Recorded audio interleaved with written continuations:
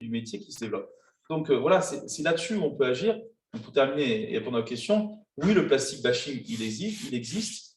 Il y a des choses à améliorer, il y a des solutions intelligentes à créer. On a développé la plastronique et l'alliance entre le plastique et l'électronique, c'est possible. L'alliance entre le plastique et le bois, on a une filière forêt-bois aujourd'hui qui est très importante, et on peut faire de belles choses avec le plastique. Simplement, il faut savoir de quel plastique on parle, de quels usages on veut en faire, et comment on veut le rendre tout simplement efficace, utile et respectueux de l'environnement.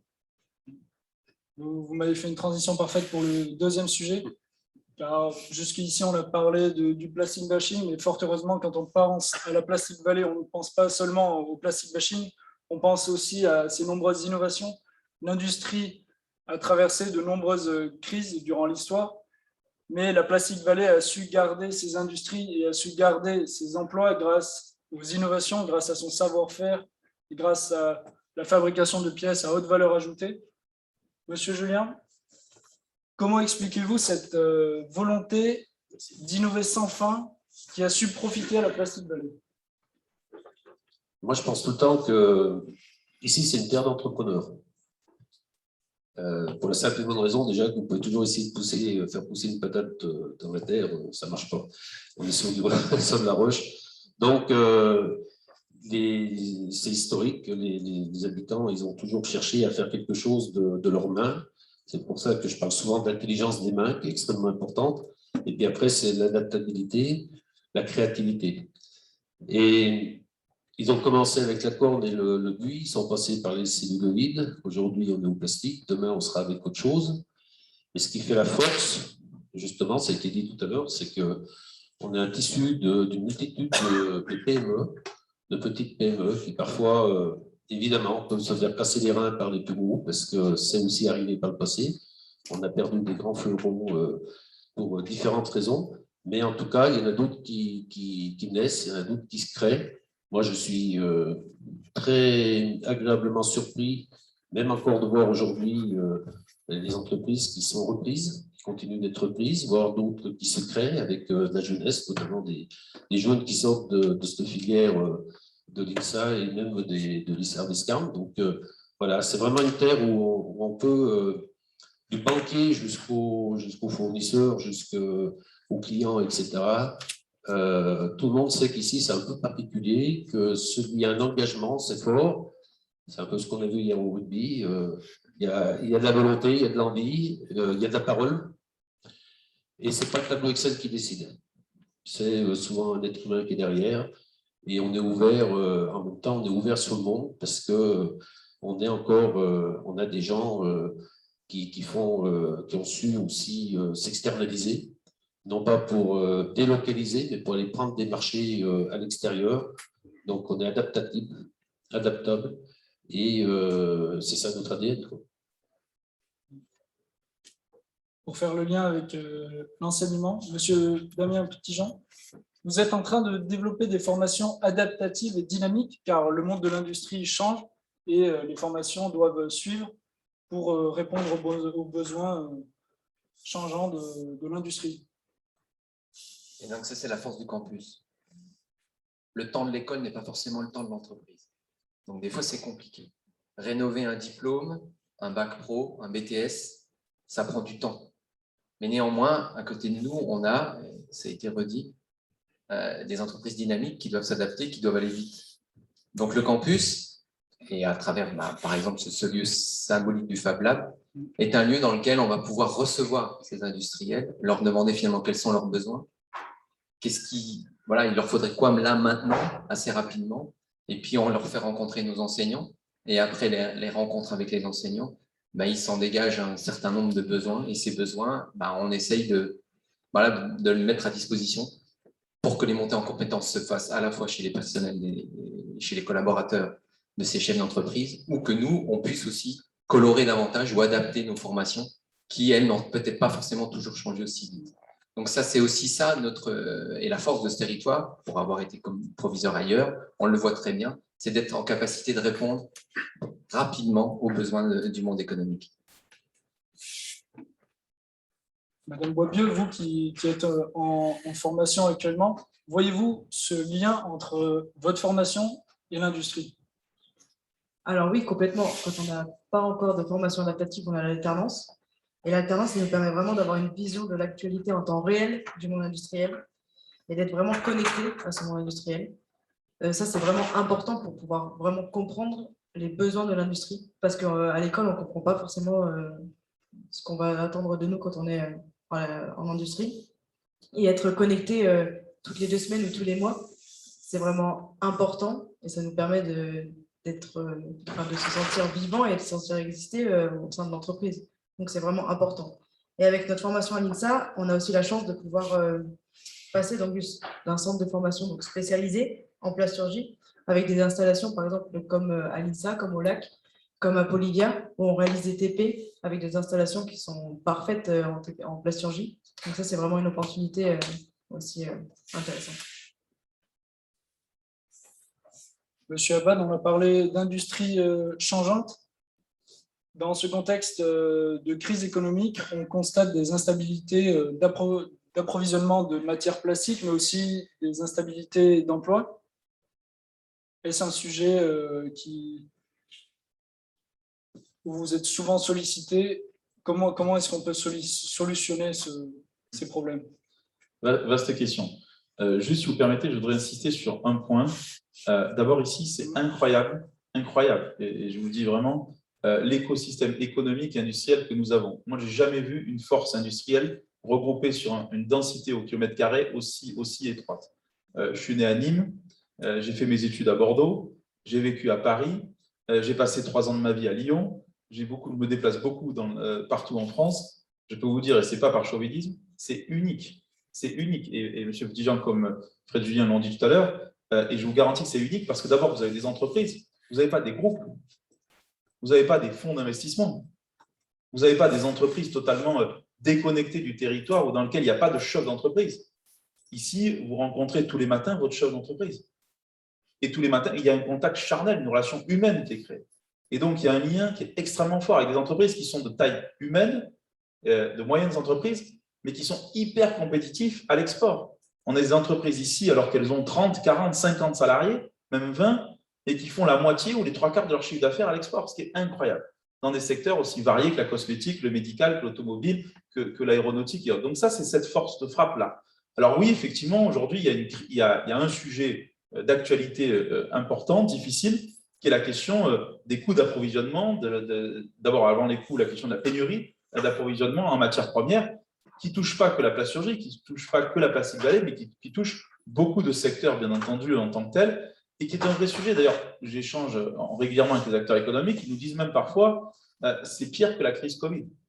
Parce que la crise Covid, il y avait des aides, il y avait des dispositifs de chômage partiel qui étaient financés par l'État, il y avait ce qu'on appelle l'accès au PGE, au prêt pour les entreprises. Là, on se retrouve tout seul face à une crise des matières qui est importante. Et donc, ça veut dire quoi? Et c'est pour ça que je vous dis que ça doit évoluer. Je crois, par exemple, je pense que dans le filière plastique, demain, le plastique biosourcé, toutes les innovations, les solutions innovantes autour du plastique, elles vont monter en puissance. Pas simplement pour des raisons environnementales, mais aussi pour des raisons stratégiques, économiques, d'indépendance et d'autonomie en tant que stratégique. Et ça, c'est absolument fondamental parce que tant qu'on dépendra du pétrole, tant qu'on dépendra d'un certain nombre de matières premières en tant que telles, eh bien, on aura toujours cette situation de dépendance énergétique et donc cette situation à la fois de pénurie d'approvisionnement et de montée des cours des matières premières, ce qui parfois, quand vous avez une explosion des cours des matières premières, forcément, votre chiffre d'affaires, c'est plus le même et votre impact sur la marge, il est extrêmement important. Donc oui, on a ce sujet, ce débat d'actualité. Alors qu'est-ce qu'il faut faire? C'est retrouver, créer une filière, c'est faire en sorte tout simplement qu'on puisse retrouver de la souveraineté économique et qu'on puisse tout simplement aussi inventer de nouvelles formes de matières qui sont plus en proximité, qui ont un meilleur bilan carbone et qui permettent d'apporter cette réponse et de ne pas dépendre du reste du monde. Je pense que c'est ça l'enjeu pour aujourd'hui et pour demain, faire en sorte tout simplement d'avoir cet environnement-là qui soit un environnement économique favorable. Et ça ne va pas se faire un jour, mais on doit le construire, on doit le faire. Cette crise des matières, elle nous impacte tous et donc il faut pouvoir apporter des réponses concrètes parce que ce n'est pas simplement le plastique, hein, c'est toutes les autres matières aussi qui évoluent dans ce sens-là et qui doivent tous nous interroger et on doit vraiment apporter des réponses. Et moi, je crois que, encore une fois, ici, on est capable de se transformer. Moi, j'ai été frappé dans la crise Covid, des entreprises qui fabriquaient des bouchons de parfum, qui ont fabriqué des gels hydroalcooliques. en 48 heures. Donc, on a cette capacité d'adaptation, de transformation permanente aux évolutions de la société. C'est aussi cette force dans le bassin ici industriel à Oyonnax. C'est ce qui fait aussi peut-être qu'on a une bonne équipe de rugby parce qu'on a tout le monde qui chasse en meute, qui est motivé, qui est tout simplement ancré sur son territoire et qui n'est pas déconnecté de la réalité du quotidien. Oui, je pense aussi. L'expression d'innovation sans fin prend tout son sens avec tous ces projets et toutes ces solutions. Madame Vidal-Salé, je pense que tout le monde ici a entendu parler de la relocalisation des formations du campus de Oyonnax sur le campus de Villeurbanne. Quelles sont les raisons de ce choix? Alors, les raisons de ce choix sont des raisons opérationnelles. La difficulté, donc, comme je vous l'ai dit au début, la formation ici était quelque part indépendante de la formation qui se faisait à Villeurbanne. Et depuis 2016, ce n'est plus le cas. On a essayé pendant 5 ans de faire en sorte d'arriver à effectivement faire quelque chose, pas la même chose, puisque ce n'est pas exactement la même formation, puisque c'est une des composantes de la formation, mais de faire quelque chose qui est complètement intégré avec Villeurbanne en étant ici à Oyonnax et avec, on ne va pas se mentir, un certain nombre de contraintes qui sont liées au fait qu'il y a un peu plus d'1 heure d'autoroute, hein, si on respecte les limitations de vitesse, un peu plus d'1 heure campus à campus. Donc, c'est un peu compliqué, c'est très compliqué même, et globalement, les gens qui sont sur le site d'Oyonnax, alors, ils ne se plaignent pas, hein, parce que c'est des gens qui sont courageux et qui font tout leur possible, mais c'est compliqué de faire les cours de SHS, c'est compliqué de faire tout un tas de choses, et on a épuisé tout le monde.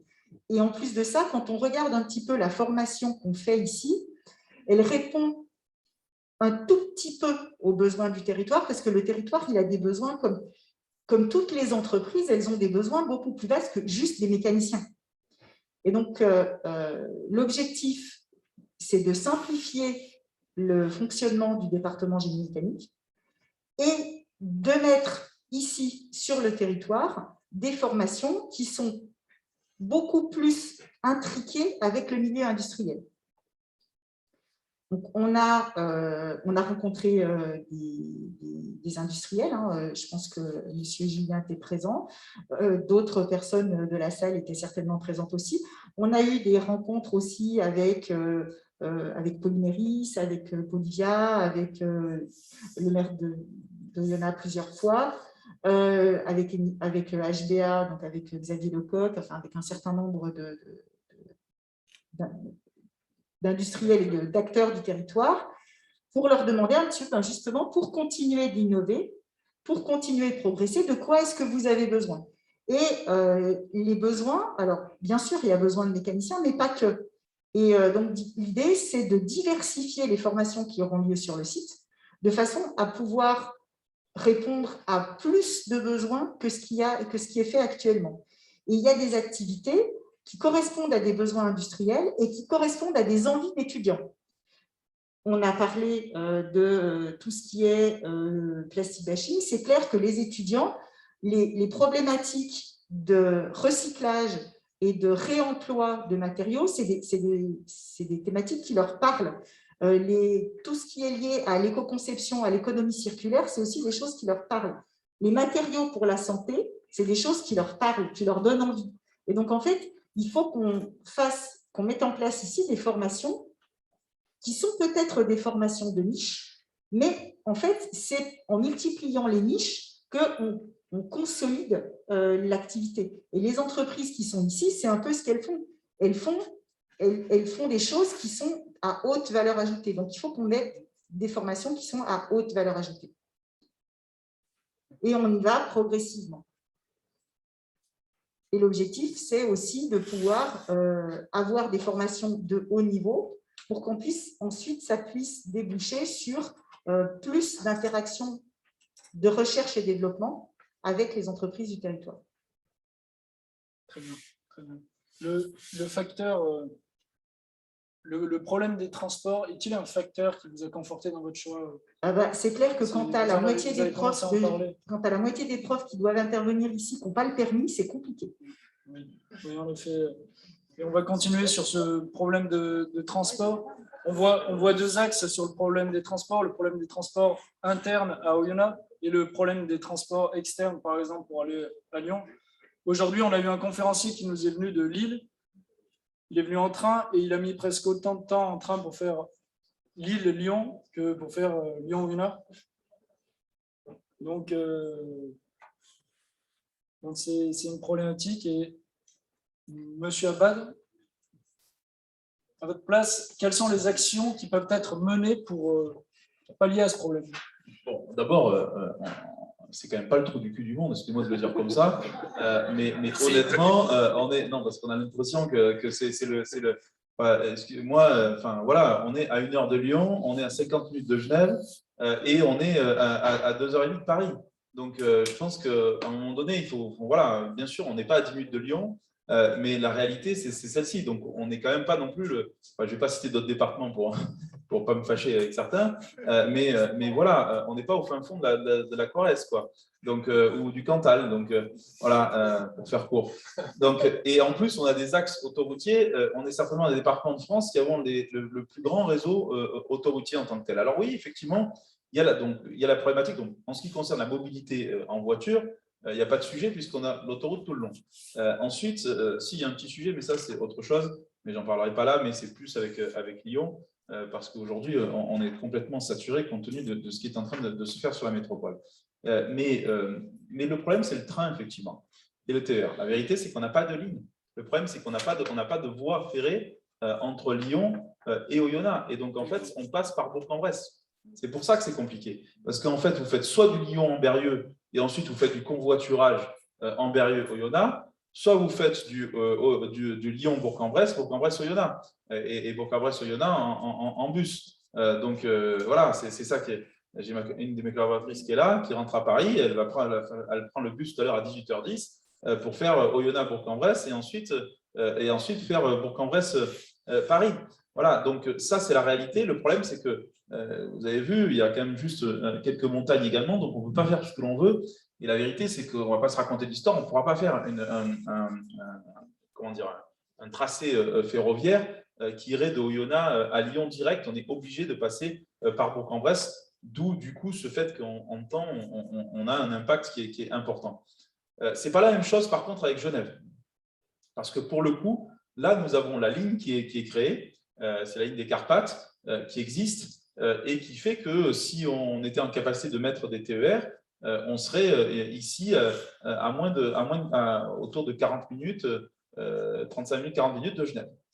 Et donc, voilà. Après, ça a d'autres impacts parce qu'il faut réfléchir aussi à l'intérêt de cette opportunité-là, parce que ça veut dire aussi que demain, si on met Oyonnax à 30 minutes de Genève, nos infirmières qui sont payées 1 500 ou 1 800 euros net et qui, si elles traversent la frontière, elles sont payées 5 000 euros net, je ne suis pas sûr qu'il en reste beaucoup dans l'hôpital du Haut-Bugey, par exemple. Voilà. Ou quelques ingénieurs. Donc, il y a une réflexion là-dessus qui est menée, plus côté Genève, parce qu'on a le réseau pour ça. Maintenant, la troisième chose que je voudrais dire sur la problématique des transports, moi, je considère aussi que tout ne peut pas être concentré sur les métropoles.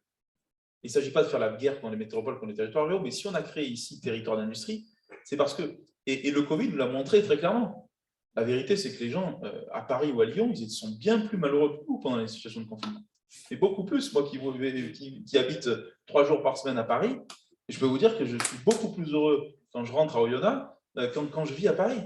Parce que, voilà, donc maintenant, après, ce qu'il faut arriver à faire au-delà des transports, ce qui m'intéresse, moi, c'est surtout la vie locale ici. C'est-à-dire que l'attractivité, c'est-à-dire que quand vous êtes jeune, on a envie de sortir, on a envie de rencontrer du monde, on a envie d'échanger, on a envie de partager des choses. Donc, c'est ça qu'il faut arriver à créer, je crois, beaucoup plus. Voilà, et ensuite, développer aussi le covoiturage et développer voilà, ce qui se fait, ce qu'on appelle la mobilité partagée, qui permet tout simplement d'avancer et autres. Mais on ne peut pas tout avoir.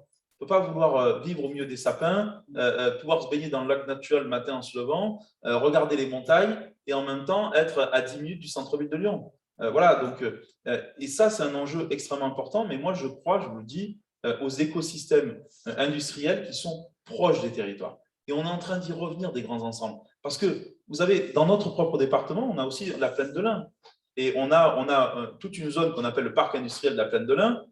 Je ne suis pas sûr que les gens ils soient plus heureux quand ils habitent à Montluel ou à Miribel et qu'ils font leur trajet tous les matins pour aller à la plaine de l'Ain. Franchement, je ne suis pas sûr du tout de ça.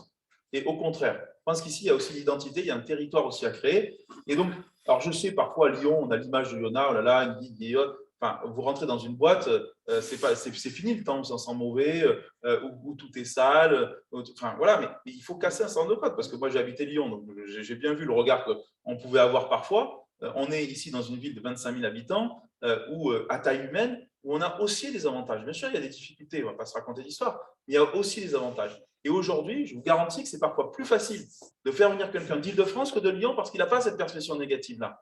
Et aujourd'hui, Paris, quand vous partez de la gare TGV de Murieux, Paris est à 2h15. Quand vous partez de Bourg-en-Bresse, vous êtes 45 minutes, ça veut dire que vous faites de porte à porte, vous êtes à moins de 3 heures de Paris. Et donc ça, c'est quand même un atout extrêmement important parce qu'on est en proximité de Paris. Et demain, on sera presque aussi proche de Paris que de Lyon, vu la congestion que l'on a de circulation et de trafic quand on prend notre voiture à des heures de pointe. Très bien. Merci, j'espère que je ne vous ai pas vexé. Ah non, au contraire. On est là pour débattre, sinon ça. Madame Boisbieu, vous qui vivez à Oyonnax, au niveau de la jeunesse, comment faites-vous? Avec ou sans voiture? Avec voiture, c'est bien. Sans voiture, on prend un vélo.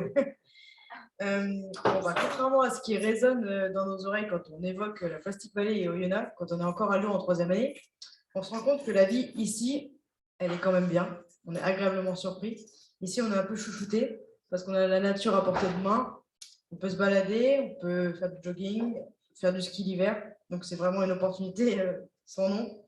Et j'en profite aussi pour remercier la mairie et l'INSA qui nous permettent d'avoir des équipements sportifs toutes les semaines qui sont mis à disposition pour les étudiants de l'INSA à Oyonnax. Donc, on a des gymnases, la piscine qui est également, on a un créneau de piscine. On a aussi des salles de musculation. Donc, c'est vraiment super pour les étudiants qui sont là. Donc, franchement, on n'a pas à se plaindre quand on est sur le campus de l'Uyonnax en tant qu'INSA. Et pour l'avenir, monsieur Damien Petitjean, vous avez quand même comme ambition, de créer un campus, d'agrandir le campus et donc d'améliorer aussi la vie des jeunes, par exemple le transport. Vous avez comme ambition de rénover des infrastructures. Vous avez comme ambition de créer des structures aussi sportives. Je n'ai pas toutes ces compétences, malheureusement. Et elles sont partagées, mais c'est aussi, voilà, on en revient à ce partage de compétences et ce partage d'envie. On va faire des choses, effectivement, dans le cadre de cet outil campus et de son programme d'investissement d'avenir. On a aussi, effectivement, tout un axe autour de la vie étudiante. Parce que vous êtes, vous, étudiant INSAlien sur le site, mais il y a aussi quand même quelques étudiants de BTS qui sont dans cet établissement scolaire. Il y en a sur le lycée Paul Palvé, que j'ai aussi l'honneur de diriger. Il y a aussi des étudiants. On ouvre des formations en BTS, en licence professionnelle. Il nous manque effectivement peut-être une dynamique étudiante, davantage, ça c'est clair. Ça fait partie des enjeux et on va avoir des actions et des leviers pour le faire. On a également des infrastructures sportives qu'on est aussi en capacité d'améliorer. Le PIA devrait nous permettre aussi. On a un lien fort avec le rugby, ça a été dit tout à l'heure, mais c'est un pôle fédéral, c'est-à-dire qu'il est reconnu nationalement par la Fédération française de rugby.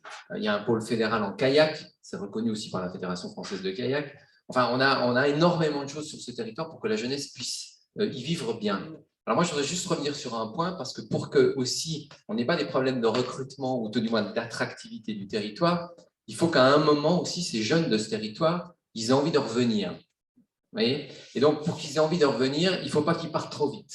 Je ne sais pas si on va me suivre, je n'ai pas la logique, je ne suis pas un ingénieur. La chose est la suivante. Moi, on a dans cet établissement scolaire un certain nombre de bacheliers qui ne cassent pas le plafond de verre, qui n'ont pas la chance de pouvoir aller faire une prépa, de rentrer dans les prépas, de rentrer à l'INSA, parce que l'INSA est une école prestigieuse et que c'est difficile d'y rentrer, ou dans d'autres types d'écoles. Et pour autant, ils ont les compétences. Ils pourraient faire, ils pourraient y arriver. Donc là, dans les projets que l'on a avec le site oyonnaxien d'INSA, avec la direction de l'INSA, on voudrait permettre à des élèves de ce territoire titulaires d'un bac à dominante scientifique ou technologique de pouvoir faire une année tremplin pour intégrer l'INSA et rester ici, rester sur le site de l'INSA, faire cette année tremplin Et puis, progressivement, bien sûr, à la ville urbaine, c'est incontournable d'aller à la ville urbaine quand on est Insalien, on peut l'entendre. Mais dans cette phase de découverte, ils sont d'ici, eh ben, ils savent qu'il y a cette dynamique, ils savent qu'il y a des entreprises qui vont à un moment ou à un autre avoir besoin d'ingénieurs ou de techniciens, et ils reviendront parce que voilà, ils sont ici. C'est pas les faire partir trop vite, parce que quand ils partent trop vite, ils reviennent moins facilement. Donc, on veut aussi donner la possibilité à ces jeunes de ce territoire de pouvoir rester un petit peu plus sur le territoire pour faire des études supérieures. Donc, ça fait le lien avec tout ça. Donc, on a des projets, on a encore des envies. Voilà, c'est une terre d'entrepreneurs, mais pas que, voilà, on a envie de ça, quoi. On est entré dans la dernière partie sur l'avenir de la Plastic Valley, grâce à votre parole. Madame Vidal-Salé, on a entendu dire que, enfin, suite à la prise de parole de Monsieur Petitjean, que vous allez garder des liens avec le lycée Herbescam. Vous avez des projets ensemble, de nouvelles filières. Alors, prépa. la partie dont a parlé M. Petitjean, c'est effectivement une année tremplin qui est en train, qui correspond en fait à un besoin du territoire, mais qui correspond à un besoin national aussi, d'augmenter la part de bacheliers technologiques dans l'enseignement supérieur et d'accroître leur réussite, parce que c'est bien qu'ils aillent dans l'enseignement supérieur, mais si c'est pour échouer au bout d'un an, ça ne sert à rien. Et c'est clair que la collaboration lycée-école ou lycée-université, c'est la meilleure façon pour permettre cette transition, pour transformer un lycéen en étudiant quelque part. Donc, il y a effectivement un projet comme ça en lien avec les évolutions auxquelles on réfléchit pour la filière qu'on a déjà à l'INSA sur les bacheliers technologiques. Aujourd'hui, nos bacheliers technologiques à l'INSA ne réussissent pas très bien. On a beaucoup d'étudiants qui ne vont pas au bout de leurs études, ce qui n'est pas satisfaisant d'un point de vue pédagogique, mais qui est non plus pas satisfaisant d'un point de vue financier, parce que c'est de l'argent public qu'on utilise pour former ces élèves. Donc, si on dépense de l'argent public et qu'à la fin, on n'a pas de résultat, ben c'est de l'argent perdu. Donc, il faut qu'on améliore notre efficacité, parce qu'il faut que l'investissement que l'État et que nous, citoyens, par notre impôt, on met dans la formation des jeunes, elle soit productive, pour qu'après, ils puissent générer de l'activité et qu'ils deviennent producteurs de richesse. Donc, on a ça comme projet. On a un autre projet en lien avec le rectorat, le recteur délégué à l'enseignement supérieur, c'est d'installer ici un campus connecté pour permettre aussi à des gens qui n'auraient pas la possibilité ou l'envie d'aller étudier dans une grande ville, de pouvoir avoir accès à des formations d'enseignement supérieur en restant ici et en étant encadré, c'est-à-dire pas en étant tout seul chez eux, parce que c'est très difficile d'étudier tout seul chez soi, en étant encadré, mais ici, et de pouvoir avoir accès à des formations qui ont lieu à l'heure. Aujourd'hui, et vous l'avez dit, M. Abad, les gens, suite au Covid, ont bien compris que la qualité de vie, c'est quelque chose de fondamental, et le fait de ne plus avoir envie d'aller dans une grande métropole, y compris pour étudier, c'est quelque chose qui est vraiment en train de se développer. Et comme on ne peut pas forcément installer des grands centres de formation partout, il faut que les grands centres de formation viennent dans les territoires. Donc ça, c'est aussi un autre projet. Après, on est en tout début de développement, donc c'est clair qu'il va y avoir d'autres choses pour la vallée. L'ambition, c'est aussi de pouvoir profiter de ce campus des métiers et des qualifications, d'aller plus loin, de développer encore plus que ça ne l'est aujourd'hui les activités de recherche, parce que l'INSA, c'est aussi un centre de recherche, et d'augmenter finalement la diversité des publics qui viennent ici pour qu'il y ait plus de gens qui connaissent la vallée. Bon, j'habite Villeurbanne, j'ai fait des études à Villeurbanne, mais avant ça, la vallée, je la connaissais quand même un petit peu, puisque alors, je ne suis pas de là, je suis désolée, moi je suis de Saint-Claude. Mais bon, ce n'est pas si loin. Non, mais c'est le Jura quand même. Donc les problématiques, voilà, l'histoire industrieuse du territoire, c'est quelque chose auquel je suis particulièrement sensible. Et c'est clair qu'il faut qu'il y ait des gens qui soient, qu'il y ait plus de gens qui connaissent notre chez nous, quoi. Notre montagne, il faut qu'il y ait plus de gens qui la connaissent. Je pense que tout le monde dans la salle vous rejoint sur vos dernières paroles. Monsieur Abad, vous avez parlé d'un projet, d'une réunion sur le secteur du tourisme juste avant. Vous avez des engagements dans la Plastic Valley, notamment sur ce secteur? Rapidement, je crois que non, mais ne vous inquiétez pas. Ça s'entend peut-être, mais en plus, je ne suis pas né ici. Ouais. On n'a pas l'impression, on a l'impression que je suis au Oyonnaxien, mais même pas, je suis né à Nîmes. Donc, honnêtement, quand on est à Nîmes et qu'on vit à Oyonnax, on peut arriver de Lyon et vivre à Oyonnax. Hein. Le chemin, il est quand même un peu moins long. La réalité, c'est quoi? C'est en général, on dit, vous savez, on a un proverbe ici, c'est qu'on pleure 2 fois. La première fois quand on arrive et la deuxième fois quand on est obligé de repartir. Parce qu'on s'est tellement fait d'attache que c'est compliqué de faire autrement. Je dis ça en plaisantant, mais je voudrais juste que vous compreniez une ou deux choses. Et je rejoins complètement tout ce que vous avez dit sur effectivement l'adaptation. Notre force, de toute façon, c'est l'industrie. Et donc, il faut qu'on ait des formations où il y ait beaucoup de pratiques industrielles. Je pense que c'est ça qui est très important. Il faut bien comprendre que ce n'est pas qu'Oyonnax, c'est que dans le département de l'Ain, on a un département, on a une image d'un département rural. En fait, on a un département urbain, statistiquement. Et le problème, c'est que notre ville principale, Bourg-en-Bresse, c'est que 45 000 habitants. Donc, c'est petit pour une ville chef-lieu de préfecture.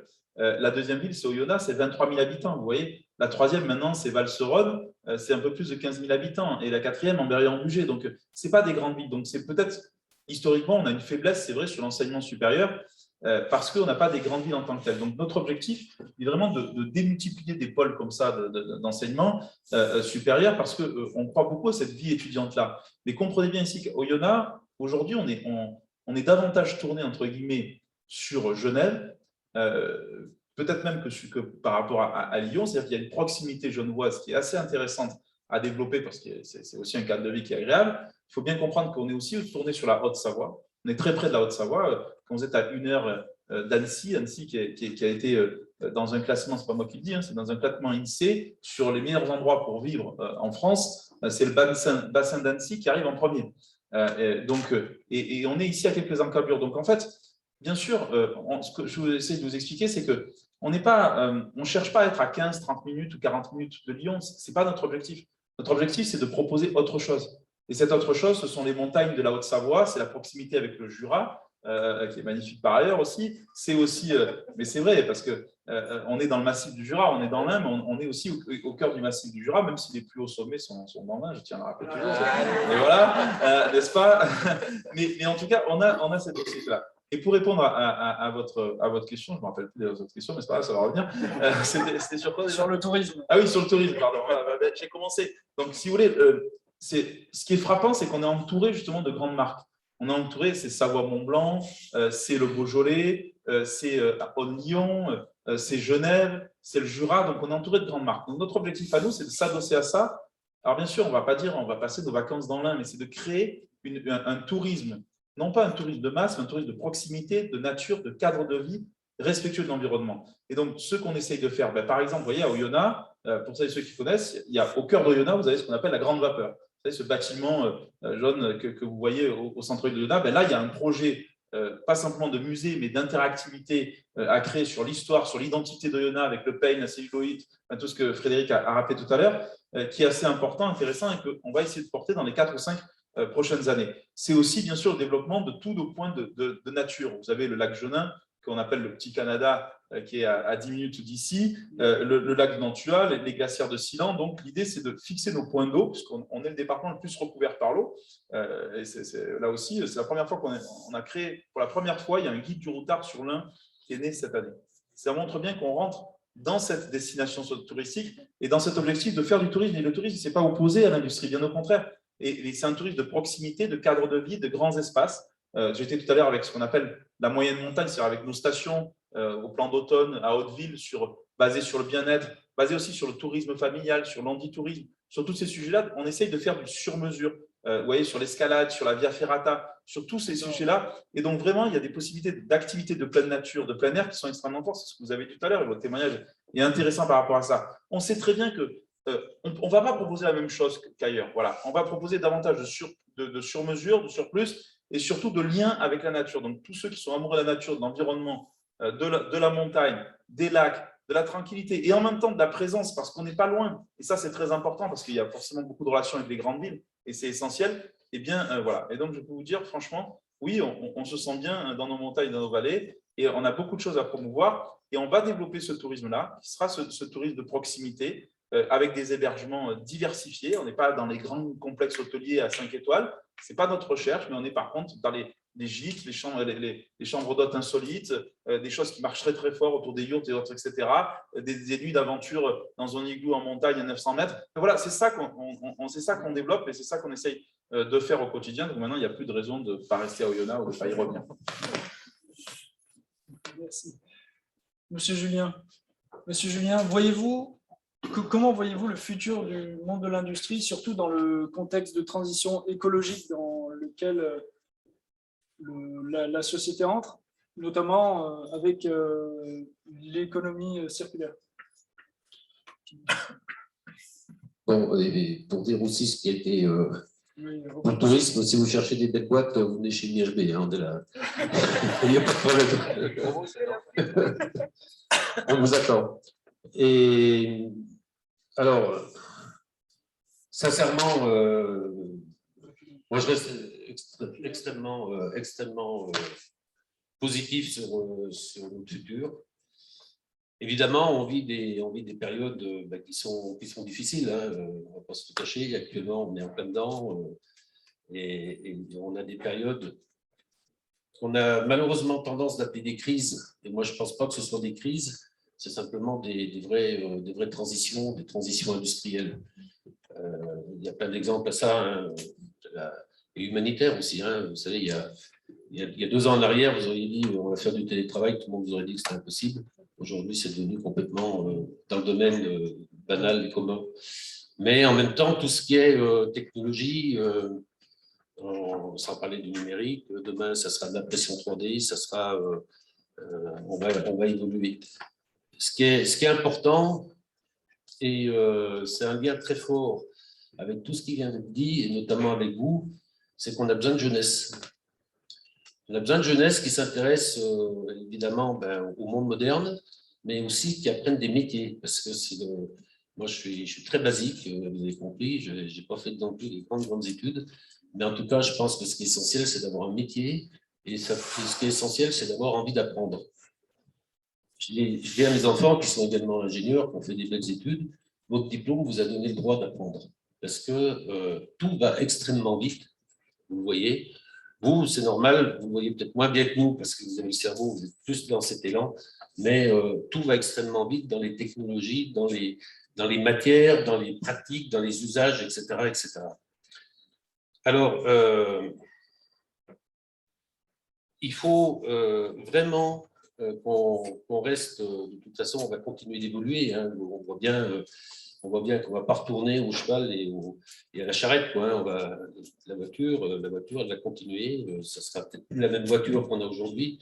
Ça sera un moyen de locomotion, ça sera différent.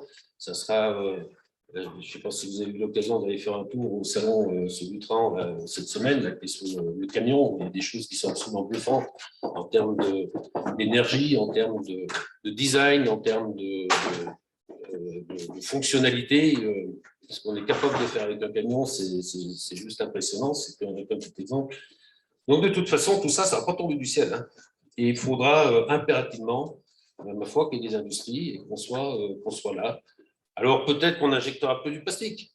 Et peut-être qu'on n'aura peut-être plus une presse injectée. Peut-être que ça sera autre chose. Je ne sais pas, je n'ai pas la solution.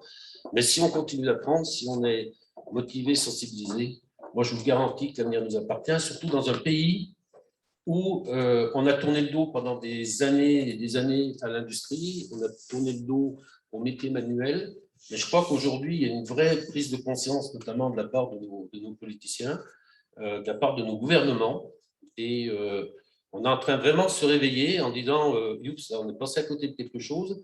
Un ordinateur, c'est sympa, mais c'est quand même pas ce qui fait qu'on est capable aujourd'hui de fabriquer un masque, de pouvoir fabriquer un circuit électronique, de fabriquer ne serait-ce qu'un cachet d'aspirine.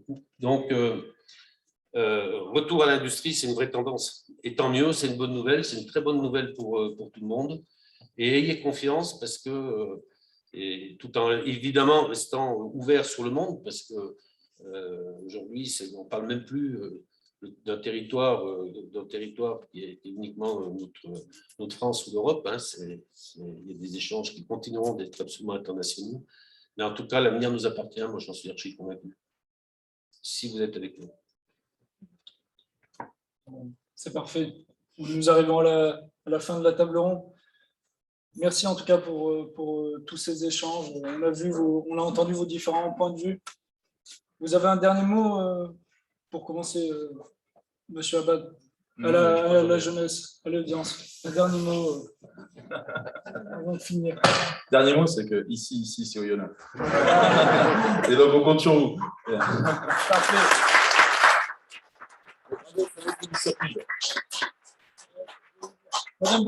Madame Boisbieu, un dernier mot aussi. Merci à tous d'être venus. Merci pour le salon Riz. C'est grâce à vous qu'on peut organiser ce salon. Donc, toute l'équipe du RIP vous remercie. Donc, Bravo. merci. Bravo. Monsieur Petitjean, allez-y. Bah, vous êtes ici chez vous, hein, manifestement, donc vous revenez quand vous voulez.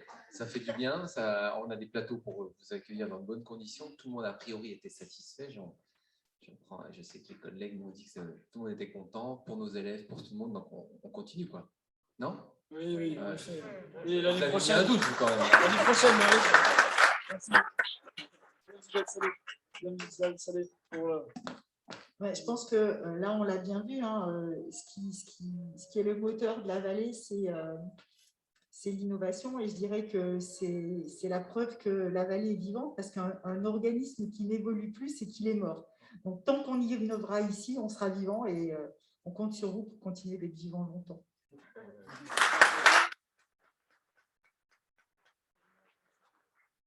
Monsieur Julien. Moi, je suis heureux d'avoir participé à cette table ronde. Merci de m'avoir invité, de nous avoir donné la parole. Et moi, je trouve que vous êtes une très belle jeunesse et continuez comme ça et c'est super ce que vous avez fait. Bravo. Merci beaucoup. Si on a le temps encore de répondre à quelques questions du public. Allez, Manu. Du coup, on a reçu qu'une seule question du public. Elle est pour M. Abad.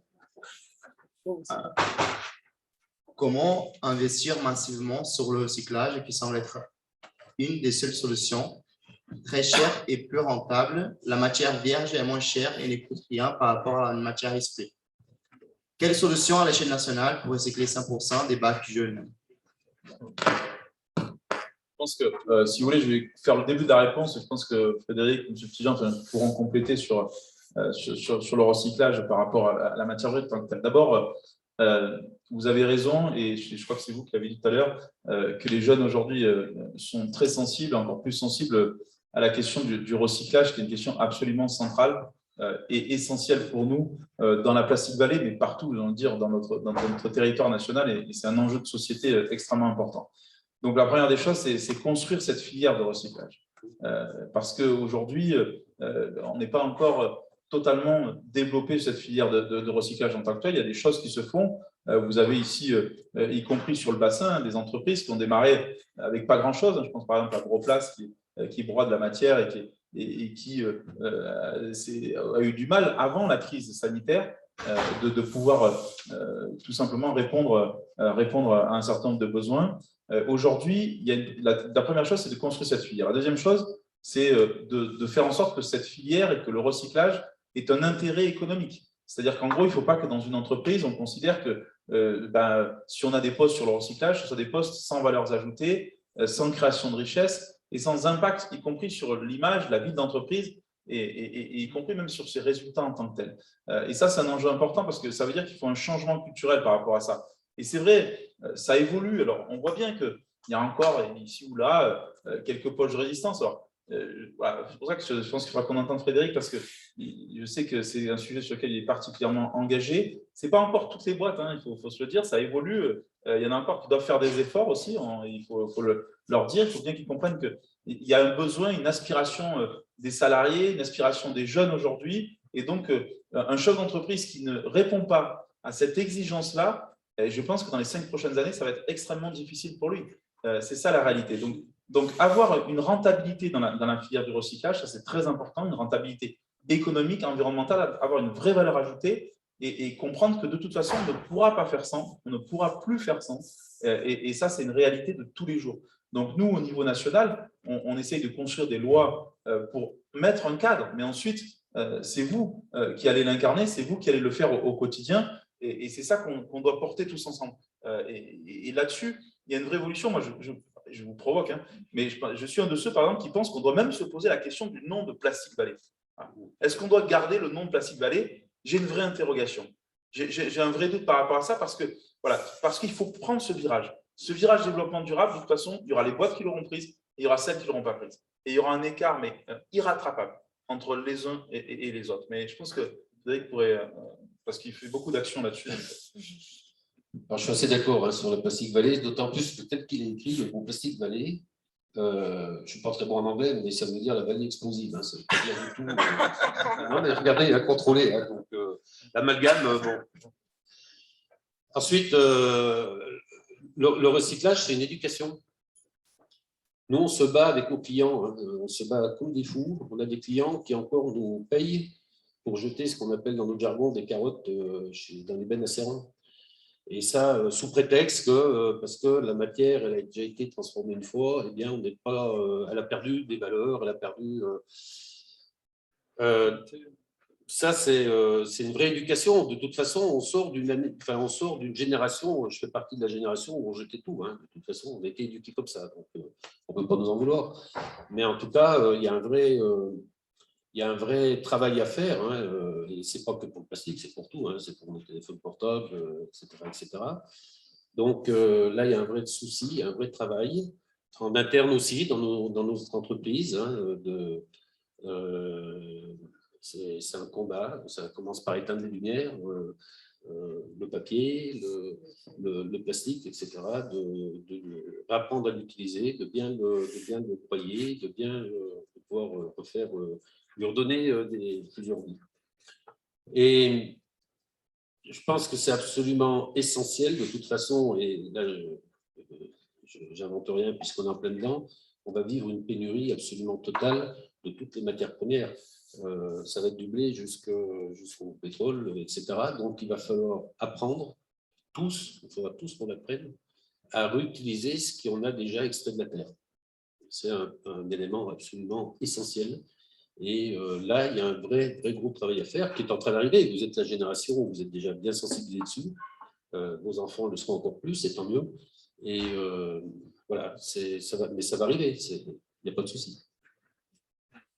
Parfait. Merci beaucoup. Merci à vous.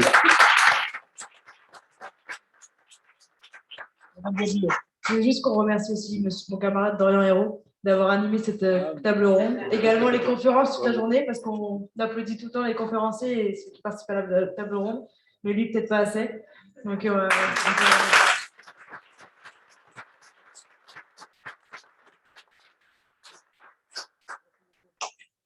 vous devez y aller, je crois. Ou je peux finir avec pour clôturer. Allez-y, allez-y. Bon, parfait. Bon, pour clôturer. Au maire, c'est votre faute, parce que vous voyez, on inaugure le salon des arts et des marchés de Noël. Donc pourquoi il se passe des choses? Oui, c'est pas... Pour clôturer ce 5e RIP, cette cinquième édition des rencontres étudiants-entreprises de la Plastic Valley, je tiens à remercier toutes les personnes qui sont venues visiter aujourd'hui notre salon. Je tiens à remercier aussi toutes les personnes qui nous ont aidés à l'organisation de près ou de loin. Je pense aux 4e années en alternance qui sont ici, qui organiseront sûrement le RIP de l'année prochaine. Je pense à l'association Red DAU, des étudiants en filière classique du campus d'OENA de l'INSA Lyon. Et bien sûr, aux organisateurs, aux 14 organisateurs en apprentissage de cette année. Je vais les citer, je pense à Fangai, Johanna, Henri, Lucas, il ne faut pas que j'en oublie. Hein. Lucas, Samy, Paul, Marcelin, Emmanuel,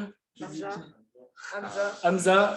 Et ensuite, oui, Hamza est un des chefs d'équipe, Adèle aussi a été une des chefs d'équipe, Jérémy qui a présidé ce RIP. Nathan aussi, qui était un des chefs d'équipe.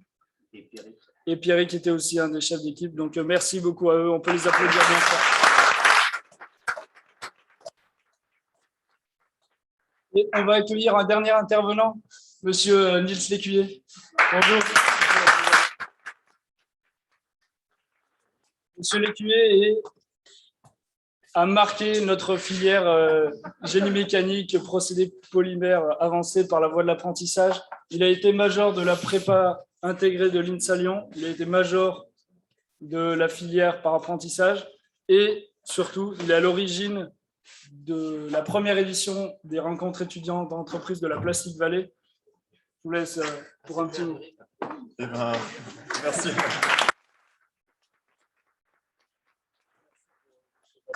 Et bonsoir à toutes et à tous. Quel plaisir, vraiment, quel plaisir de se retrouver pour cette édition 2021 de la rencontre étudiants-entreprises de la Plastic Valley. Et quel chemin parcouru depuis cet après-midi d'avril 2017, l'idée de ce forum a germé dans nos têtes lors d'une réunion de l'asso étudiante. Si on nous avait dit alors qu'il y aurait une édition 2021 du RIP, nous n'y aurions pas cru. Et si on nous avait dit alors qu'il y aurait une édition 2021 du RIP, nous n'aurions probablement pas non plus marqué RIP 2017 sur la totalité de nos supports de communication. Je tiens à féliciter d'ailleurs les générations suivantes d'avoir fait preuve d'un peu plus de clairvoyance sur ce point.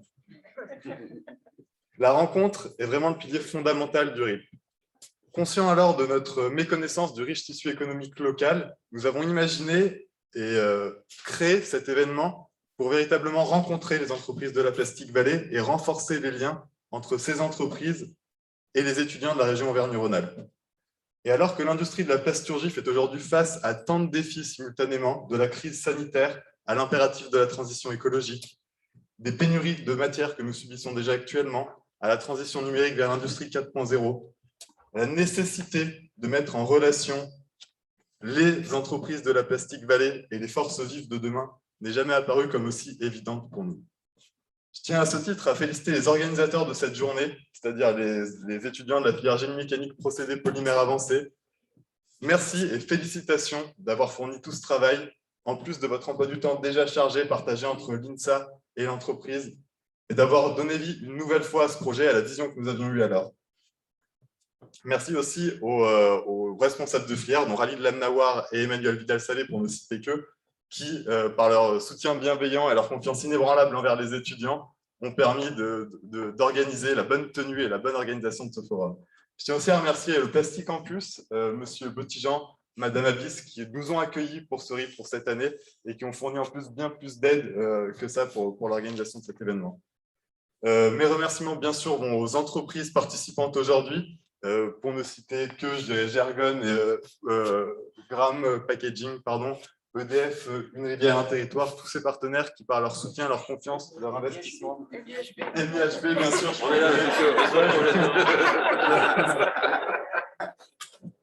Comment les citer? Je ne peux pas tous les citer, mais bien sûr, c'est grâce à vous que cette journée est possible et grâce à votre présence sur ce territoire. Et pour terminer, j'aimerais féliciter et remercier une nouvelle fois et souligner le rôle très important joué par les institutions publiques, les syndicats et les associations donc de l'AEPV, Polyvia, et particulièrement la mairie d'Oyonnax, au budget agglomération de la région Auvergne-Rhône-Alpes.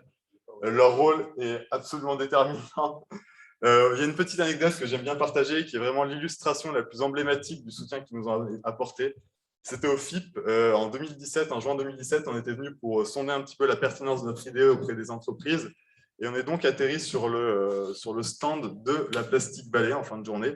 Et on rencontre donc Madame Guignot, Anne-Marie Guignot, à qui on présente à coup de 4 diapos et 3 balbutiements notre projet du RIP.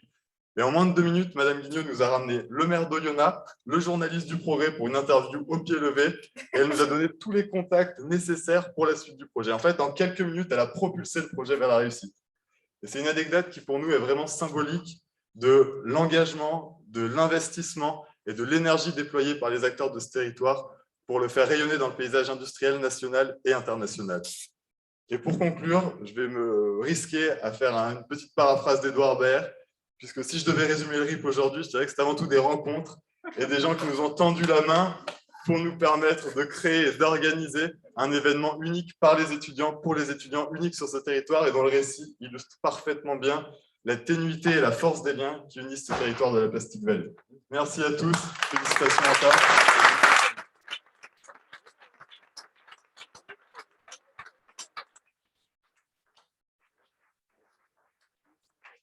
À mon tour, je vais remercier tous les partenaires. Je pense bien sûr au lycée Herbert Scarme. Je ne compte plus le nombre de réunions que nous avons eues avec Madame Abyss, Madame Fay, le nombre d'échanges téléphoniques que nous avons eus. Merci beaucoup. Merci aussi à Monsieur Damien Prigent de nous accueillir dans leur lycée. L'INSA Lyon aussi, il y a tous les logos ici, mais je pense notamment à Monsieur Xavier Lecoq de l'agglomération au budget qui nous a fortement aidé quand on avait pour débloquer de certaines situations un peu compliquées. Par exemple, il m'a aidé à organiser les différents sujets de cette table ronde ou à trouver des conférenciers. Olivia aussi nous a beaucoup aidé, un petit peu comme ce que Nils a dit, avec Madame Guyeno et Madame Godet, qui nous ont permis, grâce à leur réseau, de nous donner certains contacts, qui nous a fortement aidé pour l'organisation de ce RIP. Je n'ai pas envie d'en oublier non plus. Je pense à...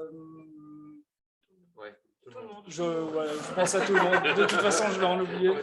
Merci à tous et nous sommes très heureux du rendu de cet événement. Je ne vous cache pas que ces dernières semaines ont été pauvres en sommeil, mais riches en émotions quand on voit le résultat. Et on va finir là-dessus. Le traiteur doit être prêt. L'apéritif dînatoire est prêt. Donc, je vous invite fortement à vous retrouver tous ensemble pour un petit repas. Merci beaucoup.